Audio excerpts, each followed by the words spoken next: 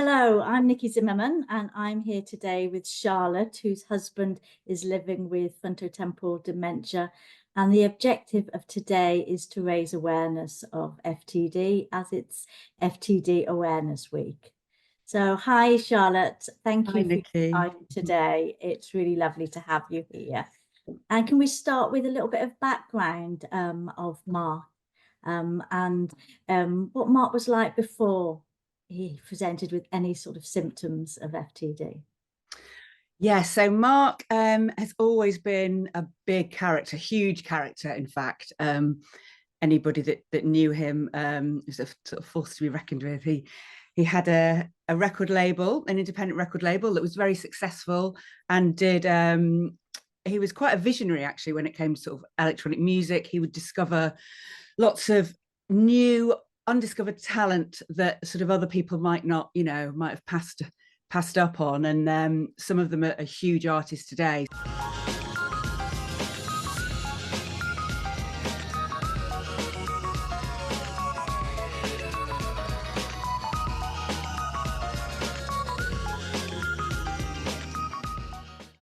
His symptoms started, a lot of people just kind of thought, oh, well, it's kind of Mark being Mark, or lots of excuses were sort of given to his behaviour because he'd always been that huge personality.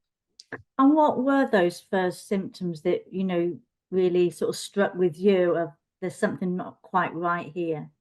I think the first time I noticed something was wrong, he started to sort of be a bit sort of selfish. It was his empathy that had gone wrong. He'd kind of like say I was doing a gig at the weekend or something, and he was meant to be looking after our son. He'd be like, "Oh no, I'm sort of going out too," or he'd kind of like just he was just a bit more just selfish basically, which he hadn't been for as long as I'd known him. So it was really little changes, but they didn't scream dementia. And he also would kind of come back here. He'd come back from London every day, and he'd have loads of food with him. So he was hoarding basically. We had this larder in our old house, and I opened it, and it was just full of like nuts that he'd sort of siphoned from somewhere, this like members club he used to go to, and he would take like cakes, he'd get people to buy him cakes, and he'd just have all this food. I didn't think for a minute this was dementia, because he wasn't sort of getting lost, he wasn't forgetting people,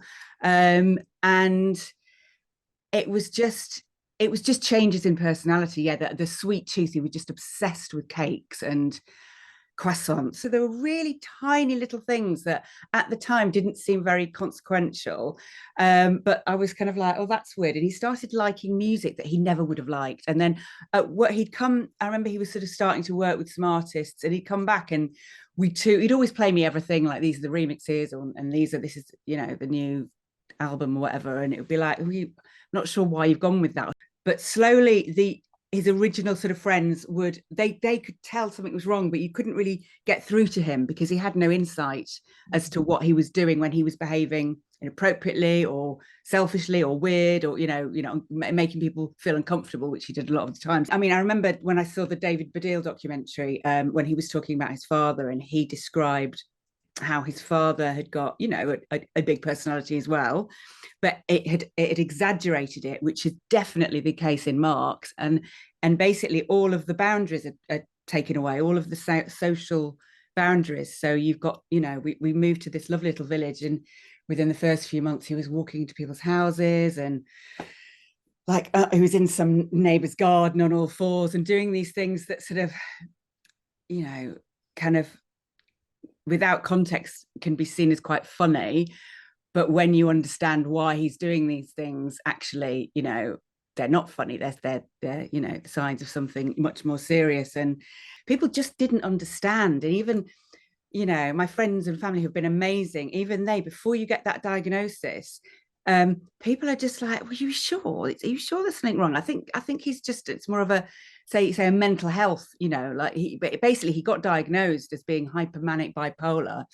And I knew that wasn't correct, because he's always had been hyper. That wasn't a problem. That's just Mark. And I knew it was the wrong diagnosis, but it's kind of, you know, I felt like I was banging my head against a brick wall for a long time, because it's just trying to get that referral from a GP by saying, I don't think it's this, that, I think it's this, it doesn't go down very well, you know. And it was very, very difficult. I had to phone my GP every day, and I was a bit of a pest, which I'm, you know, is not in my nature to do things like that. But I really wanted the referral to a neurologist. And as soon as we met with a neurologist, everything changed, because they understood. I got help, I got support, and then most importantly, my son and I could say to people, I'm really sorry about Mark. He doesn't mean to do this. He's ill. He's got dementia.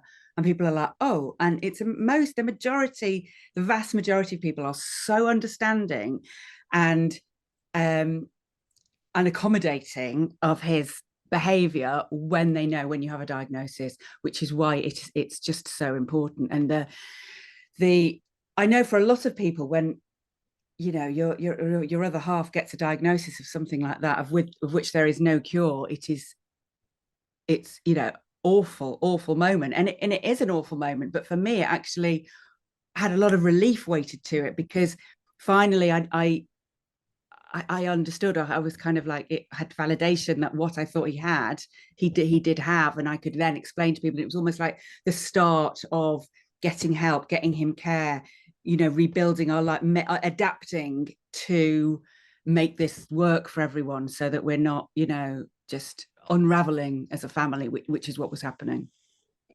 We got that diagnosis, and then yeah, there's help there. Then, you know, there's all the support system. You find people in the same boat as you are. I mean, no one person is the same, definitely, but you find people that understand what you're going through, and it is so important. It's so important. I could then tell the poor people in the village that had to like put up with him like walking in their kitchen and opening their fridge and say, look, I'm really sorry, my husband might do this, he's got dementia, it's a dementia you might not have heard of, you know, it alters the behavior in the front of his brain and his speech in the side of his brain. And you just explain to people, and the more you explain to people, they're so understanding. And it was just, yeah, things changed for the better. Obviously he's still ill and he's not going to get better, and that's something you know, it's very difficult to deal with every day. It still is, but it does get better once you've got people that understand, and you can say to people, you know, this is what it is. You sound like you've got a well-educated village now, which is fantastic to hear. They all know about it. Good, good. So as we said at the beginning, it is FTD Awareness Week. Is there a sort of take-home message that you'd like to give to people about FTD? What's really important for you to get the message out there? Yeah, I think the more I'd love everyone to be talking about it, because everyone, the vast majority of people see dementia in one way, and FTD doesn't present itself as a lot of people think dementia, you know, does. So I think the more people talking about it means the more people will know about it, and the more people that know about it means that more people will get a diagnosis. You know, I think there's a lot of people who will have been misdiagnosed in this country, in the world, probably, and yeah, I think that needs to stop. And as you said, you know, that diagnosis was such a pivotal point for you. Yeah. Open up for understanding and support, and, you know, a real game changer in your life, wasn't it? Yes, definitely. There's all different types of dementia, and this one, you know, tends to present itself in such a kind of different way. And I think the more people know about it, you know, the more people will be able to get a diagnosis, which is only a good thing. Thank you so much for sharing about your life and Mark's life. We really appreciate it, and it's going to help so many people. So thank you so much. You're very welcome.